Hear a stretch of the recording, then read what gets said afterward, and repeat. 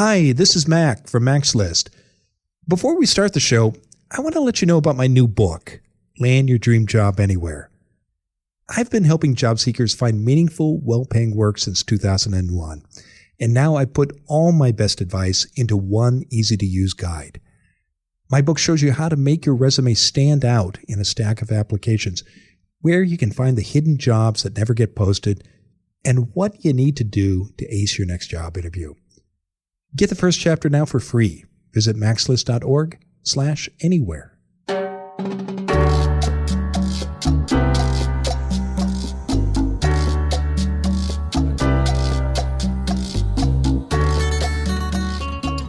This is Find Your Dream Job, the podcast that helps you get hired, have the career you want, and make a difference in life.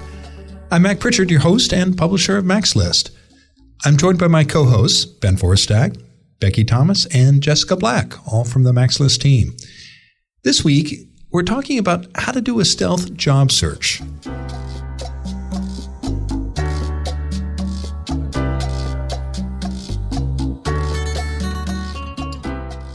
You're ready to look for a new job, but you don't want your employer or your colleagues to know that you're looking. Our guest expert this week is Bernie Rifkin, and he says a stealth job search differs from your usual job hunt.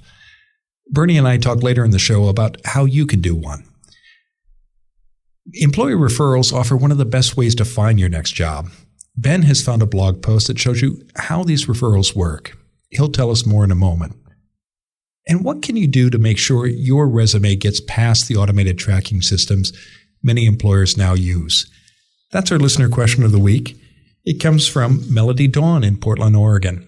Becky offers her advice shortly.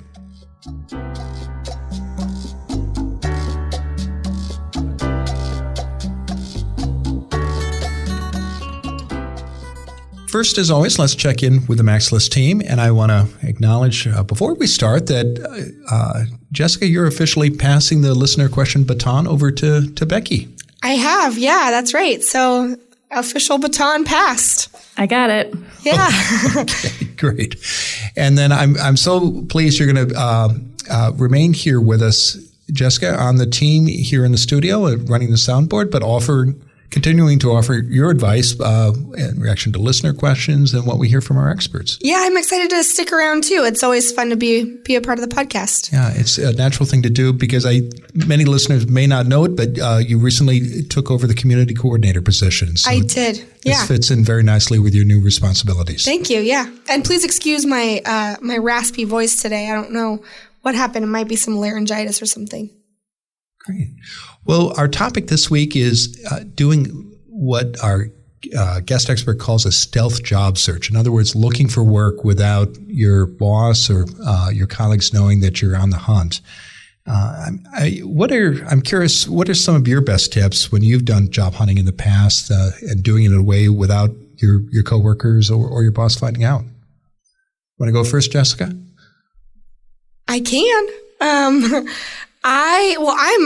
I'm terrible at keeping secrets. I'm a terrible liar. I can keep other people's secrets. I just can't keep my own. Because if somebody asks me directly, I will give it all away. So we're all plotting questions we're going to ask you after the show. Exactly. Yeah. Exactly. I'm an open book. That's the case that I've taken. But in terms of doing a stealth job search, I think that I've said this before, but I am a big researcher. So I do a lot of research before I kind of jump into all of that stuff. So kind of like looking around, seeing what my next steps might be, thinking about the companies that I may want to reach out to, if I know people that are in those companies, that sort of thing. Just kind of wrapping my mind around everything before I even make any decisions. But then, just start talking to people that I know that are in that field, just as a casual, not anything specific of, I'm looking for a job. Can you help me? But just kind of a more information gathering sort of sessions there. So that's what I would do, I guess. Good tips. How about you, Becky? How do you look on the sly? Maybe we don't say on the sly. Oh, no, that's good. Yeah, I think it's a little tricky because you're still at your job and you're still busy and you're still working every day. So I feel like it's best to sort of compartmentalize yourself a little bit to stay focused on your current job as much as you can and still do a good job and not let that sort of senioritis take place and just, focus on your job during the day. And I think it's best to try to schedule a little bit of time outside of work to do your job search stuff, whether it's like I have to update my resume, I have to do some networking, things like that, to really focus on like the next step, but also to stay on top of your work that you're still doing. You're still at that job, That's a good note. I also would add that I, definitely do those that work, the information gathering after hours. But I think that's a good note. Sometimes because when you're ready to move, it's like, maybe I'll just like hang out and like look at job listings at work, and that's like a recipe for disaster. Like, do not do that, guys. Yeah, I don't, because employers have access, obviously, to your computer, and if a search like that pops up, that can cause a lot of trouble. And also, you've got to bargain with your employer. You're there to do work on their time. And, totally. And there's a time and a place to job hunt, but it's outside the office. Kind of to Becky's point that you still have a job to do, and you want to leave on good standing. So you don't want to be kind of already checked out before you're trying to leave, because you want to make sure that you leave in good standing and all those things. Okay. Well, Ben, anything you'd like to add before we move on? So believe it or not, I've never actually done a stealth job search. I mean, I've always either, told my employer that I was moving on, like with a very long lead time ahead of time, or quit the job, so I could kind of dedicate myself wholly to a job search. But I think, the key here is if you don't want people to know what you're doing, work with your trusted network. And be honest, say like, hey, I'm looking around for other opportunities. I don't really want it to be out there that I'm looking, but if you hear of anything that sounds interesting for me or that would fit my skill set, or people who could use the kind of value I could bring to the table, I'd appreciate you letting me know. That, and then, always making sure that when you do apply for a job or when you're talking to someone, just ask the hiring manager or the person you're interviewing. Don't reach out to my employer until I have the opportunity to tell them that I'm looking elsewhere. Yeah, good points. And I know Bernie's going to touch on many of those and make some others as well. So before we reach out to Bernie, let's turn to you, Ben, because every week you're out there looking for resources our listeners can use. And I think you've got a good one for us this week. This week I want to talk about one of the most powerful weapons you can have when you're looking for a job, which is an internal referral from an employee in an organization. So lots of organizations, when they're looking to make hires, the first place they go is to their own employees, asking, do you know anyone who'd be a good fit for this organization? And there's a lot of reasons employees would go along with the action and bring their friends and contacts into the organization. So I found a blog post called 7 Things You Should Know About Employee Referrals. And this goes through all the different reasons why having an employee referral is such a powerful tool in your pocket. I'm not going to go through all of them, but I kind of cherry picked a few interesting stats that I thought were interesting. So one is when an employee refers someone, the candidate is hired about 2/3 of the time. That means if you've got someone on the inside of an organization and they refer you into that job, 2 out of 3 times you're going to get the job if you want it. That's a powerful statistic. It is, especially when you consider like the success rate of just a cold application, applying for a job you found on a website. I think it's like 2% is just to get the interview, let alone a job offer. Here's another one. 60% of employees have referred at least one person to an open position within the company, and 38% of employees have referred multiple candidates for open jobs. Again, powerful statistics. And I know we've talked before about the hidden job market and how it's driven by referrals and word of mouth. Another point I like that you're making here is relates to this week's topic, which is stealth job searches. So how do you get the word out that you're looking? And by connecting with employees who are rewarded for these kind of referrals, it can make a big difference in a search you're doing on the QT. Absolutely. And I think one of the key things to remember here, you hit on this, is that oftentimes when we're talking about positions where the employer is asking for employee referrals, these are not jobs that ever get listed publicly. They might show up on the internal website of the company, but they're not put on their public job board, and they're certainly not showing up on places like Indeed or Monster or MaxList or anywhere else. This is like classic networking 101 of who do you know? And that's the approach the employer is taking to find those hires. So, Mac, I have a question for you. Have you ever applied for a job through an employee referral? I have, and actually some of the best jobs I've gotten have been through an employee referral. Care to share? Sure. I had a position with the Massachusetts Office for Refugees and Immigrants, and I was hired to be their external affairs director. And the position was publicly advertised. It was a government job. But the person who invited me to apply, who later became my boss, having had worked with him in the past, and he knew my work, and I think that made a big difference in the hiring process. And that was a terrific job. I got to work with refugee and immigrant groups in the Bay State, and this was some time ago when there was actually a federal program to help people become legal residents who were undocumented immigrants. And it was a real privilege to run a public service campaign, as I got to do, to help people get through that process. So it sounds like your experience was with a relatively small organization, right? It was about 30 employees. Okay. So the last stat I'm going to share with you is that when we're talking about small organizations, about 14% of their new hires come from referrals. When we're talking about large organizations, these are organizations with more than 1,000 employees, 27% of all the jobs that they fill come from employee referrals. So if you're looking for a job in a big organization, we're talking the Googles, the Facebooks, the GMs, big multinational corporations, it really pays to know someone on the inside who can give you that employee referral. So I encourage you to check out this blog post. It is, again, 7 things you should know about employee referrals, and we will have the URL in the show notes. Great. Well, thanks, Ben. Now let's turn to you, Becky. What are you hearing from our listeners this week, and what have you found in the MaxList mailbag? Hey, awesome. So I'm excited to start answering our listener questions. This week's question comes from Melody Dawn in Portland, and I think it's a pretty common one that a lot of people are wondering about. Hi, this is Melody from Portland, and I would like to ask for any tips you have on submitting a resume, just directly to a job you might find online.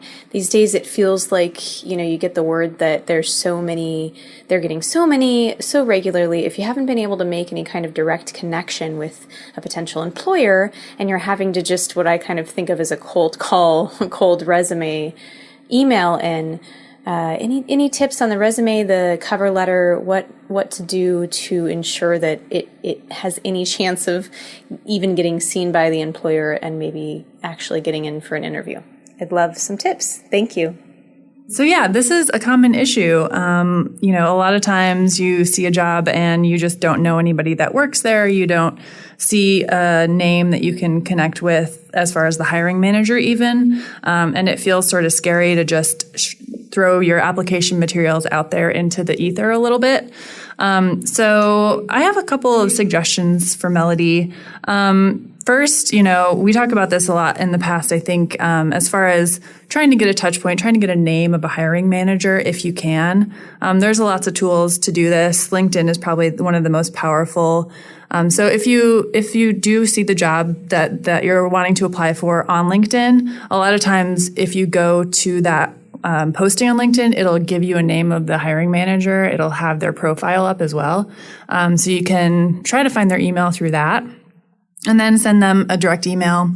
I would probably recommend to apply through the preferred method in the job posting, and then also go ahead and email that person and let them know that you applied and that you're very interested in the position, and just a little bit more of a personal touch point as well.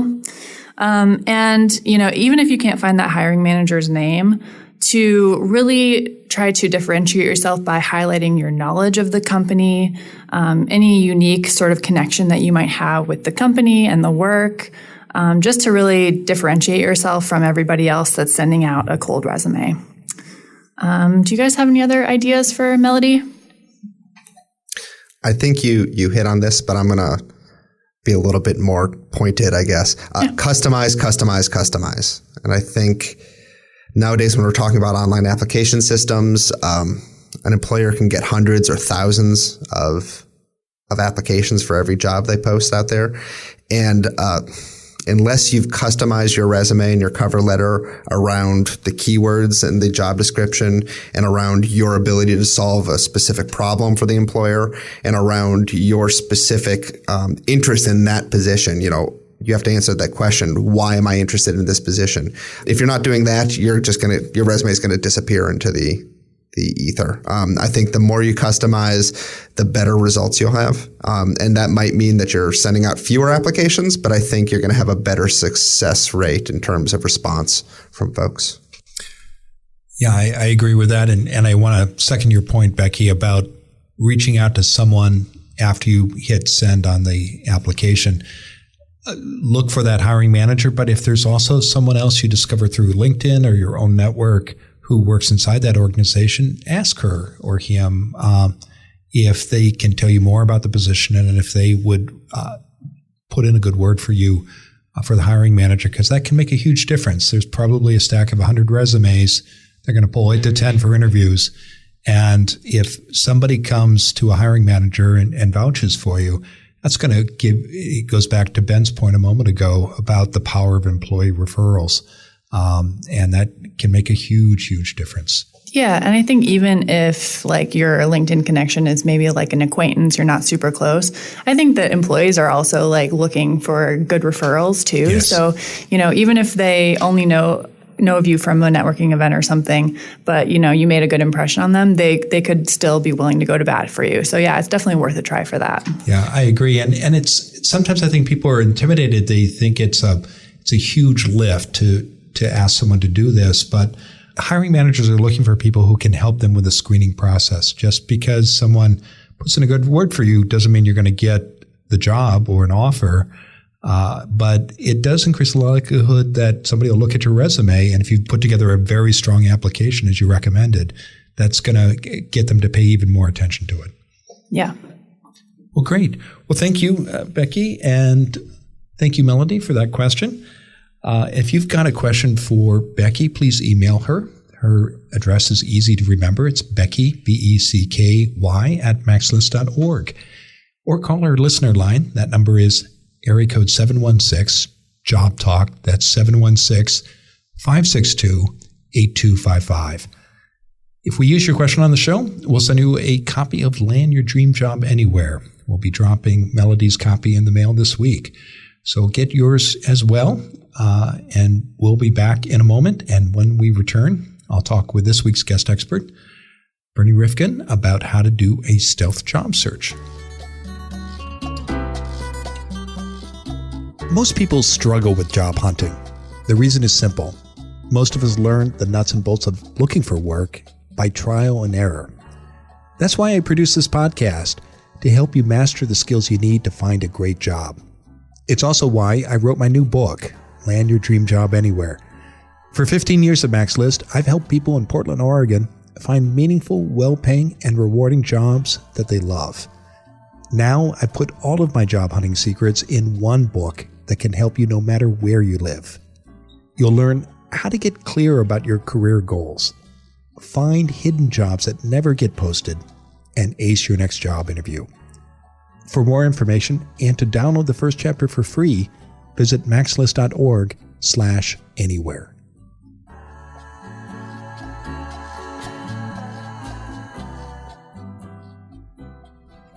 Now let's turn to this week's guest expert.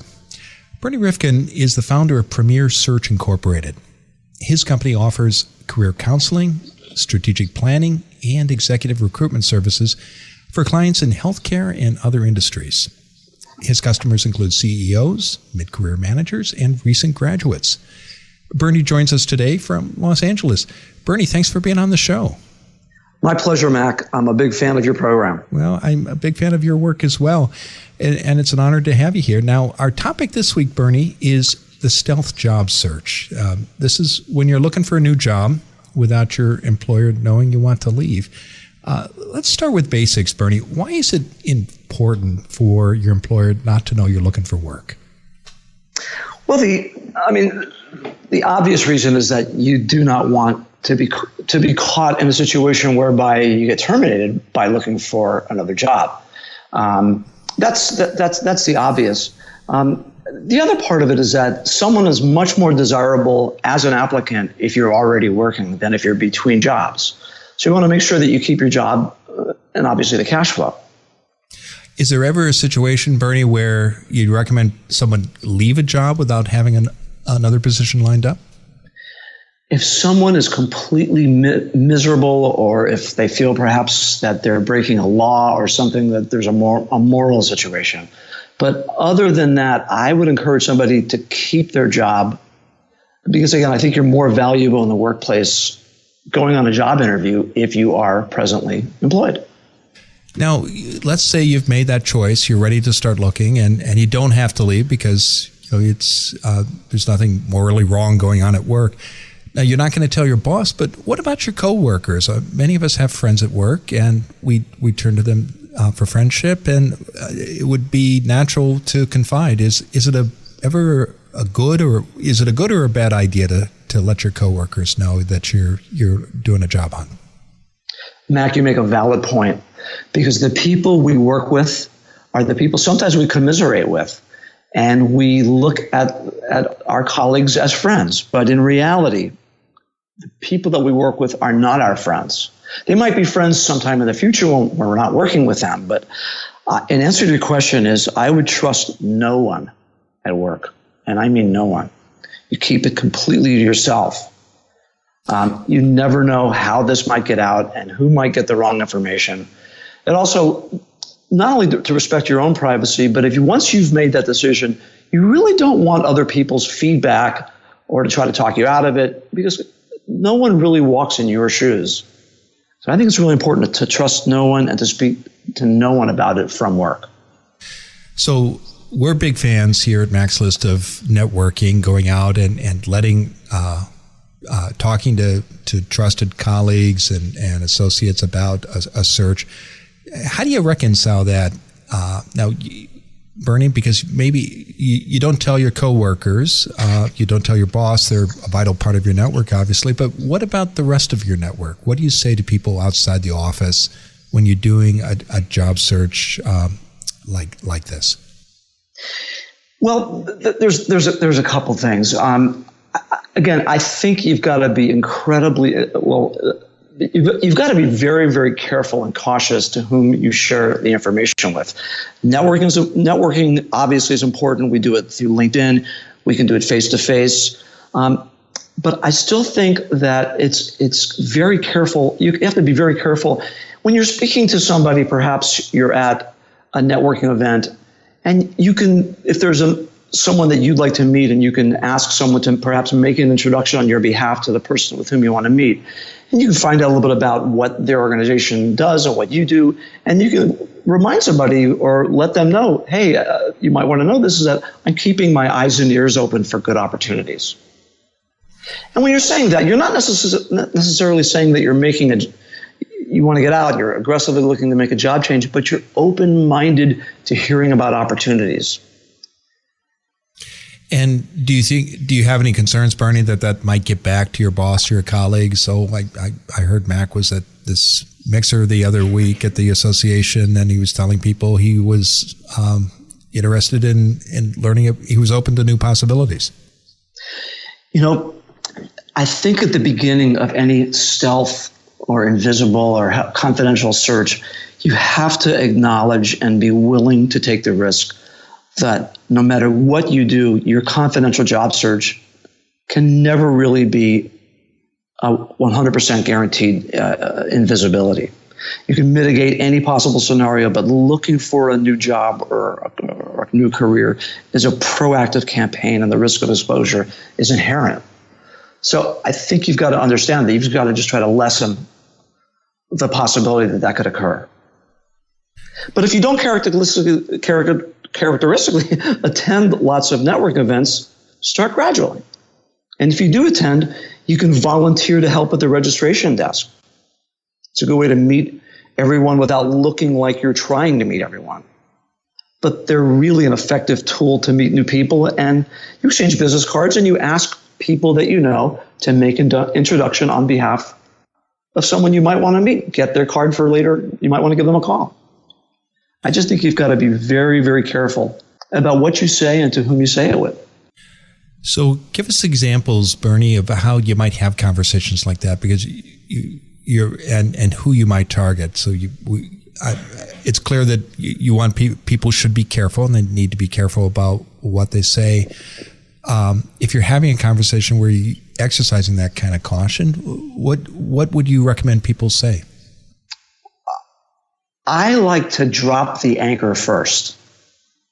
And what I mean by that is when you're meeting somebody at a network event who you think might be someone that you might want to work for, an organization you might want to work for, you introduce yourself and you say, in the work that you're doing, what is it you're trying to achieve within the organization? What is it your company is trying to achieve? And somebody might say, well, what we're doing is this is what we're doing.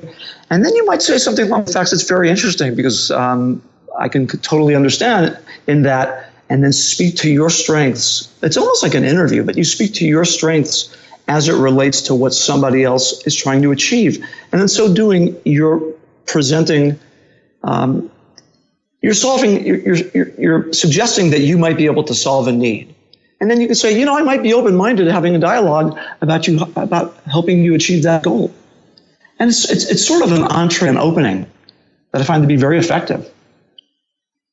What I like about that suggestion is you're engaging someone in a conversation about their professional problems or challenges at work in a constructive way, and you're positioning yourself to offer advice that could help solve that problem. And I think and longtime listeners of the show know that employers look for people who can solve problems. So it does put you in a favorable light and gets people thinking about you in a way that if they are looking to hire someone, they're going to think about somebody who's doing this, offering the sorts of ideas and solutions that you're proposing. Absolutely. When we attend these kind of meetings or these kind of networking events, it's always important to go with bring the mindset, what you can do for someone else. You take their business card and maybe later on you might be able to call upon them, but it's very, very effective to ask someone who you might think or might be a mutual contact and ask, would it be possible for you to please make an introduction on my behalf? It's a very, very powerful maneuver. Well, I can imagine listeners asking too, though, Bernie, this is great. That's a long game that you two are talking about. I need a job next month or in 3 months' time. Yes. What advice would you have for somebody who wants to do a stealth job search, who wants to make the most of networking, but candidly is is eager to start their next opportunity? Number one, make sure you have an absolutely world-class resume. And this being a confidential search, you might replace your name with confidential candidate at the top of your resume as opposed to your name. And you can create and use a generic Gmail account that doesn't include your name or any other information that identifies you. You can remove your contact information. You can use an organization, again, confidential with the organization, but some of the things that you've done, some of the accomplishments. But I think it's really important that if you need to be that discreet, but you can also put together a world-class resume, and at the very top, you put extremely confidential.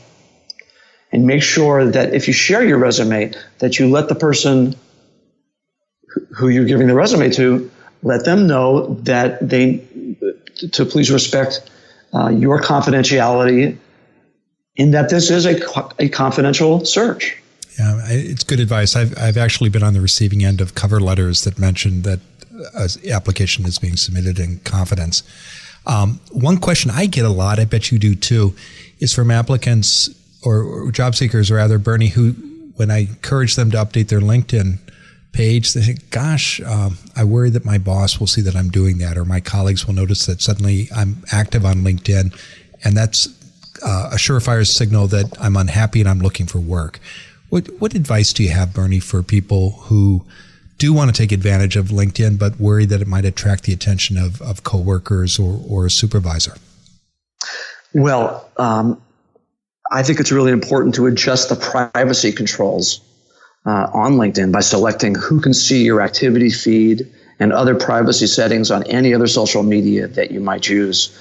In addition, never use a company computer to search job sites such as Career Builder, Indeed, or LinkedIn, because in reality, the majority of employers, they do monitor their staff's internet use. And your company would be quite displeased if your browsing history revealed these obvious giveaways. So these are things to be very, very careful about in the world that we now live in, this digital world that we live in. Yeah. And I'm glad you brought up the privacy settings at LinkedIn, because I imagine many listeners don't know that they can actually control what different connections and different people see on their profile. Without question. Now, if you're between jobs, I think it's really important to let others know on LinkedIn that you're available. And I believe it's very effective to say something to the effect of, I am now available, so that people know that you're available. Because sometimes we look on LinkedIn, I know in my business and other hiring authorities, you look at somebody's LinkedIn profile and it looks like a stellar person's got a wonderful background, but one would have no idea that they're actually looking to make a change. Not so easy on a confidential search. But if you're between jobs, I am now available. And in so doing, you're suggesting that this is your one chance. Better act. Well, you talked about the importance of a world-class resume and networking and taking advantage of LinkedIn's features. What other advice do you have for people doing a stealth job search, particularly to attract the attention of employers without tipping your hand that you're available? I think it's really important to speak to people who might not necessarily be in your circle. They might know other people. And that's what's strong about LinkedIn, which is, you can send a message. Hey, would it be possible to speak? I wanted to ask you or discuss, have a conversation about a professional referral or something along those lines, but you disguise it. Here's my phone number. Could you please give me a phone call? And then when you're speaking to somebody, you might suggest, hey, I'm keeping my I've been using these words for so many years. I'm keeping my eyes and ears open for good opportunities. Because those words are not necessarily suggesting that you're out there actively looking, but that you're open-minded to something that might come back. Yeah, I like that. And go ahead, Bernie. One last thing too. Be really careful about responding to blind ads in which the name of the company is not given, because you just never know where that's going. And what dangers are you thinking of here, Bernie? More than one job seeker has applied for the perfect job only to find out it was their own job that was being advertised, or their own company. That sounds like a nightmare. A big time nightmare. Well, final question. What happens if your manager or your coworkers find out that you're doing a stealth job search? How do you recommend people react to that? What should they do next? If it's your colleagues, you might want to ask for privacy. Could you please not mention this? Could you please keep this quiet? And I think most people, if you ask them to please give me your word that you please keep this quiet, I need this confidential, I think most people are willing to accept that. I think if your boss finds out, I think you need to be candid and honest. I don't think you can lie. You can say, I've been happy here. I'm looking for a new opportunity. I don't think it's a time in which you vent or what's wrong. You might say, I've been here. I've had a wonderful experience here.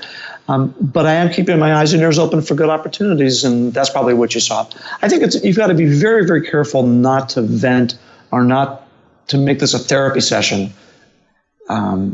You've got to be very, very careful and be on guard as to the careful choice of words that you use, but you can't lie.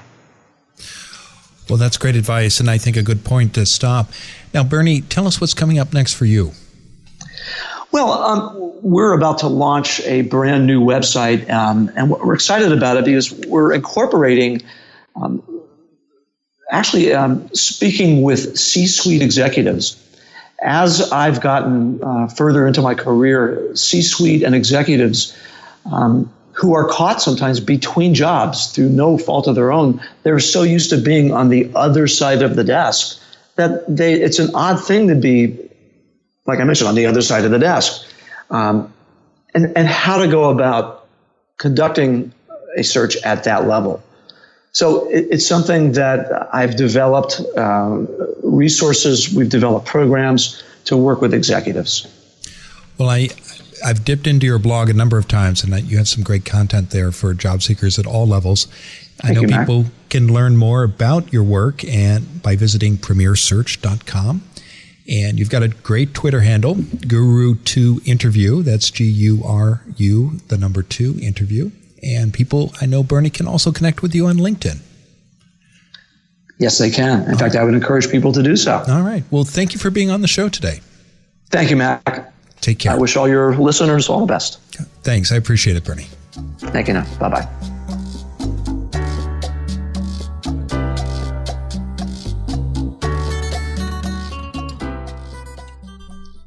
We're back in the Max List studio with the team. What are your thoughts about my conversation with Bernie? Becky? Trust no one. We were, as Bernie was talking about the sort of coworker trust thing, I struggle with that because I do tend to become friends with my coworkers and want to sort of, and you're close, you know each other from work, you spend a lot of time together. So it's tough to sort of keep those sorts of things closer to the vest. But he makes some good points as far as, there's other people you can network with and communicate with as far as your plans and your sort of aspirations, and your current coworkers are probably not the best people to communicate that with, but it's a tough one. I agree. That is tough. I'm a trusting person in general, which has gotten me into trouble multiple times. But especially like you said, Becky, the people that you develop these close relationships with, it's hard to not confide. But I did also think, I was thinking throughout his interview that, I think it's really unfortunate when people are in situations in work environments that it has to be such a stealth operation, that there isn't an ability to have an open and honest conversation with like a boss and maybe I don't feel like that's a naive statement, but I feel like that's maybe I've just been fortunate that I've had situations where I've been able to let somebody know like, hey, I'm not leaving yet, but here's, I'm pursuing these goals towards this other opportunity, based on my interests, those types of things. And, I'm going to be keeping my options open.